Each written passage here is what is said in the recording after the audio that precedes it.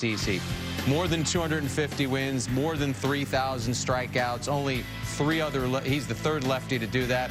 Bob, I am a Hall of Fame voter, and when I get that ballot in the mail, there are some players that I struggle with. It was easy to check the box next to CC Sabathia, an easy first ballot Hall of Famer. So if you want to congratulate him and text him, don't. He probably won't get it. Maybe text Amber. But also, Jack, in his speech, he brings up a key point, right?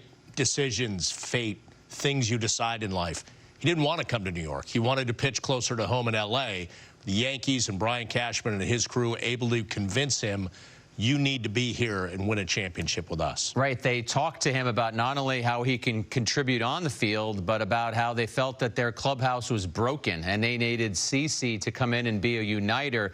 And, Bob, I'm not saying this is not hyperbolic. I'm not just saying this because this is the day that he got in. In 30-plus years of covering baseball, I've never witnessed a star player who was more welcoming to everyone. There are some stars who are nice to the other stars or nice to some of the players on the team. CC was the kind of guy who he was going to be kind to the other star players on the team, but he was also kind to the kid who was picking up his cleats and making sure that his uniform was clean for the next day. He united everyone in and around that team. Well, that had a huge impact on that clubhouse, and it is amazing how it all came together, Jack, in that first year. Now, I know they signed A.J. Burnett that year. I know they signed Mark Teixeira. Huge impacts. But the fact that he could come in the first year in a clubhouse like that and have that kind of an impact really resonates, because there were veteran players that were already there that were kind of running the show. Yeah, it's a different dynamic when you bring in someone with CC's personality, and I think when you get to a new place, you probably want to make sure that you get to know everyone.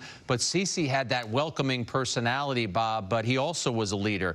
You look at what he accomplished on the field, and of course he's going to be one of the Yankees' leaders. And I mentioned this on our pregame as well. If you look at the arc of his career, he talked about Cleveland and how he grew up there. Well, Carl Willis, their pitching coach, ensured that CC learned a changeup. And I've interviewed Carl Willis about that, and he talked about some of the hurdles and obstacles in getting CC to be convinced that the changeup was vital. And then at the end of his career, sort of a de facto pitching coach, Andy Pettitte, got him to throw the cutter, and that gave CC extra life and extra years on his career and helped fatten up those numbers that helped get him into the Hall of Fame.